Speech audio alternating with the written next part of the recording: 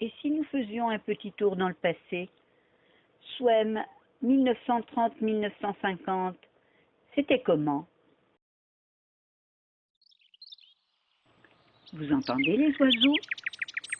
Oh, c'était calme. Pas de sonnerie de téléphone. Seulement 10 numéros étaient attribués à l'époque.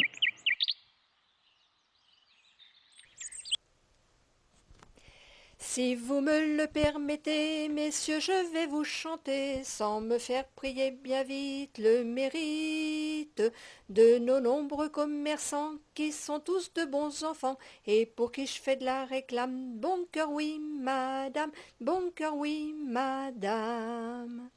Monsieur Moreau est maire capable, de rouer adjoint appréciable. Monsieur Bayeul fait le service de police.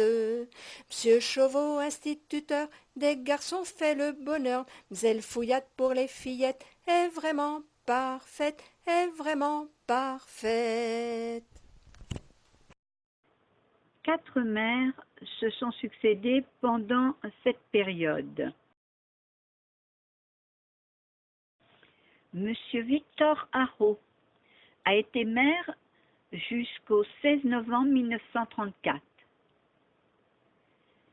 Puis Monsieur Lucien Moreau a assuré la fonction jusqu'au 19 mai 1935.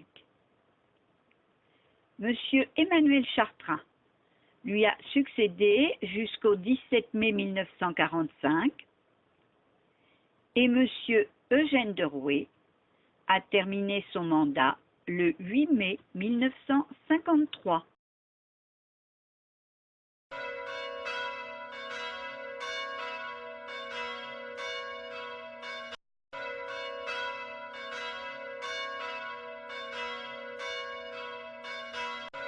Et s'il vient tâcher Rubin, comme on n'a pas de médecin, Madame Baranger, c'est bon, recevra le poupon. Et le jour où l'heure sonnera, qui donc vous enterrera? C'est pas le moment de rigoler, c'est le brave Marc Minier, c'est le brave Marc Minier.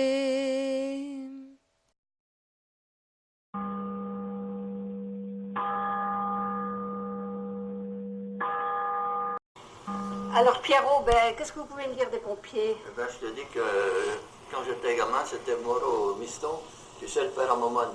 Oui. Après, c'était Polo qui a pris la retraite, le commandement des pompiers. Des pompiers. Leur local, il était au bout du jardin à Brocheton. Ah oui, Ils ont d'accord. muré là, Oui. la commune, parce qu'on sortait en même temps dans la cour de l'école. Ah d'accord. Alors les pompes, ils étaient là. Ouais. Et alors, après en 40, et 41, 42, tout ça, et ben c'était nous les artisans qui allaient faire manœuvrer les pompes. Il y avait le P. Moreau, il y avait Mayenne, il y avait moi, il y avait mon père, on était 7 ou 8, et on allait là-bas, mais ça c'était du bénévolat. Mais alors les pompes, hein, c'était rien que des grandes cuves en cuivre. Hein. Ah oui. Alors ça, je sais pas ce que c'est devenu. Et quand vous alliez sur le feu, c'était des charrettes, elles étaient attelées, Ben oui, elles étaient attelées, mais tu sais, on s'en servait pas souvent. C'était un cheval qui les tirait? C'était un cheval qui les emmenait, c'était une petite charrette. Hein. Ah oui, c'était ça. Le dernier feu, c'était en 1939. Ah, il y en a eu, oui. Après, il y avait les Allemands. Après, il y avait les Allemands. C'était en 1939, le dernier feu. Moi, j'ai connu un feu dans les sapinières de l'Arbutinière, qu'on était allé là-bas, entre Bois-David et puis l'Arbardelière. J'en ai connu un du côté de la Monnerie, j'en ai connu un dans les Glandais, et puis le plus important, ça a été là-bas à l'étang de l'île, au nom, là. Ça a duré, je ne sais pas combien, 2 jours. Hein.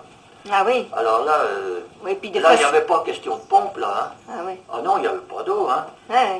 C'était que on éteignait le feu comme ça, on se mettait 20, 30 côte à côte avec chacun des petits boulots qu'on coupait, Et puis on tapait sur le feu comme ça. Ah oui. Ah oui, oui, En mais il n'y avait tapant. pas d'eau. Hein. Mm. Ah, j'avais passé toute la nuit là-bas, j'étais jeune, hein. En 39, j'avais 18 ans. Et Et donc, puis Robert Rabillon, il faisait la navette pour nous ravitailler ah oui. avec sa camionnette. Manger. Ah oui, oui. Ouais. Ah, oui.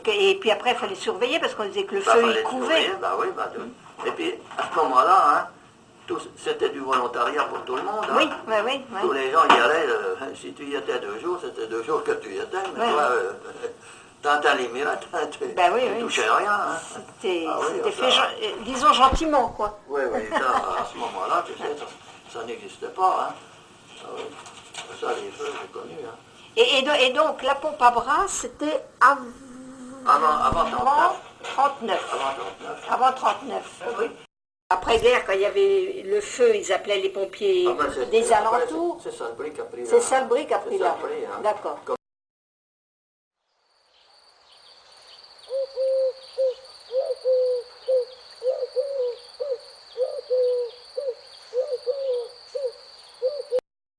La coche.